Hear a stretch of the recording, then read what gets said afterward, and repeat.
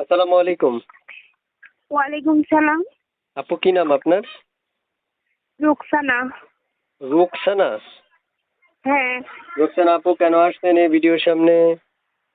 আসছি ভাইয়া একটা ভালো মনের মানুষের জন্য, যে আমার বিপদ আপদে পাশে থাকবে, সুখে দুঃখে পাশে থাকবে, আমার সব দায়িত্ব নিতে পারবে, এমন একজন মানুষের জন্য আসছি ভাইয়া, যে আমার নানির ওষুধ খরচ চালাইবে, আমার বাড়ি ভাড়াটা চালাইবে, এরকম একজন ভালো মানুষের জন্য আসছি।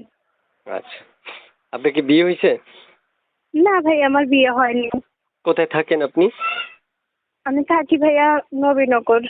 নবীনগর? হ্যাঁ। আচ্ছা, এই নাম্বারে কি কোনো ইমো আছে বা আপনার সাথে কথা বলতে পারবে ভিডিও কলে? ভাইয়া এই নাম্বার নাই আমার, এটা হলো বাটন মোবাইল চালাই ভাইয়া। বাটা মোবাইল চালান?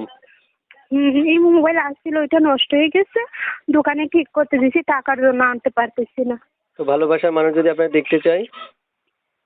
ভালোবাসার মানুষ দেখতে চাইলে, ভালোবাসার মানুষ যে আমাকে সত্যি ভালোবাসবে, সে আমাকে একটা ফোন কিনেই দিবে। আচ্ছা। এই যে আমি আপনার সাথে কথা বলছি, এই নাম্বারটাতেই আপনাকে কল করবে? জি ভাইয়া।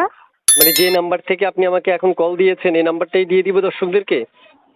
হ্যাঁ ভাইয়া, এই নাম্বারটাই দিয়ে দেন। আচ্ছা আপু, শুনতে চাই আপনি যে মনের মানুষের জন্য আসছেন, পরিবারের সবাই জানে? হ্যাঁ ভাইয়া জানে, পরিবারে বলতে আমার নানু, উনি জানে যে আমি একজন ভালো মনের মানুষের জন্য এই প্রতিবেদনে আসছি। আচ্ছা আচ্ছা। তার মানে আপনার পরিবারে শুধু নানু আছে না? হ্যাঁ, আমার পরিবারে শুধু নানুই আছে। নানু চাই যে আপনি প্রতিবেদনে আসছেন মনের মানুষের জন্য, এটা নানু জানে? হ্যাঁ ভাইয়া, কারণ নানু চাইতেছে আমি একজন ভালো মনের মানুষ পেলে তার সাথে নানি বিয়ে দিবে, তার জন্য চাইতেছে, তাই আমার প্রতিবেদনে আসা। আচ্ছা আচ্ছা, প্রিয় দর্শক বলে রাখা ভালো, আমি যার সাথে কথা বলছি উনি আসলে মনের মানুষের জন্য আসে, সেটা আপনারা শুনতেই পারছেন। এখন মনের মানুষ কেমন বয়সী চাচ্ছে সেটা আপু নিজেই বলবে। আপু কেমন বয়সী চাচ্ছেন আপনি? ভাইয়া বয়সটা যেমনই হোক, সে আমার মনের মতো হলে যথেষ্ট, সে যদি আমার কথাবার্তা শুনতে পারে। যদি অপেক্ষা করতে বলে আপু অপেক্ষা করবেন? হ্যাঁ ভাইয়া, অপেক্ষা করবো, কেউ যদি আমাকে আশা ভরসা দেয় অপেক্ষা করতে বলে, তাহলে অবশ্যই আমি অপেক্ষা করব। ইনি কি নাম বলেছিলেন আপু? রুকসানা। রোকসানা? হুম। আচ্ছা, রোকসানা নাম তো অনেক সুন্দর। আপু শুনতে চাচ্ছি যে আপনি এত সুন্দর অধিকারী আপু, তো আপনার এলাকাতে মানে মানে কেউ আপনার বিয়ের প্রস্তাব নিয়ে আসে না? ভাইয়া আসছে, বিয়ের প্রস্তাব নিয়ে আসলে কি হবে ভাইয়া, ওনারা যৌতুক চায় ভাইয়া, যৌতুক দেওয়ার মতো তো তৌফিক আমাদের নেই, বাবা মা নাই, নানির কাছে বড় হয়েছে ছোট থেকে, আচ্ছা নিজের পড়াশোনাটাই চালাইতে পারি না ভাইয়া, তাহলে যৌতুকের টাকা কি করে দিব ভাইয়া, নিজের জায়গাটাও বন্ধক আছে, জায়গাটা ছুটাইতে পারছি না। আচ্ছা আচ্ছা, বুঝতে পারছি। তো দর্শক, আমি আসলে যে আপুর সাথে কথা বলছি, আসলে আমার থেকে আপনারা বেশি ভালো জানতে পারবেন।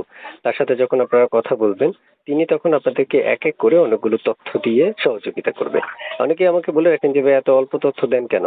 আসলে দেখেন, এত অল্প তথ্য বলতে কি, আপনারা ফোন করলে উনি আপনাদেরকে তথ্য দিয়ে সহযোগিতা করবে। সবচেয়ে বড় কথা হচ্ছে, আপনি যখন ওনাকে ফোন করবেন উনি নিজে আপনাদেরকে কথা বলবেন এবং কথা বলে এক এক করে অনেকগুলো তথ্য দিয়ে সহযোগিতা করবে। প্রত্যেকটা ডিটেলস ওনার থেকে শুনতে পারবেন, বুঝতে পারবেন, জানতে পারবেন। আপু শুনতে চাচ্ছি যে আপনি মানে আর কিছু বলবেন? পড়াশোনা কতটুকু আছে আপনার? না ভাইয়া, পড়াশোনা করতে পারি নাই, তবে আরবি। বুঝিনি আপু, বুঝিনি, কি কি কি কি? বললাম পড়াশোনা বেশি করতে পারিনি, তবে আরবি পড়া কিছুটা আছে ভাইয়া। ও, আরবি কিছুটা পড়তে পারেন? হুম। ঠিক আছে আপু, ভালো থাকেন। দর্শক আপনাকে ফোন করলে একটা কলও কাটবেন না, প্রত্যেকটা কল রিসিভ করে দর্শকদের সাথে কথা বলবেন, ঠিক আছে? আচ্ছা ভাইয়া, ঠিক আছে।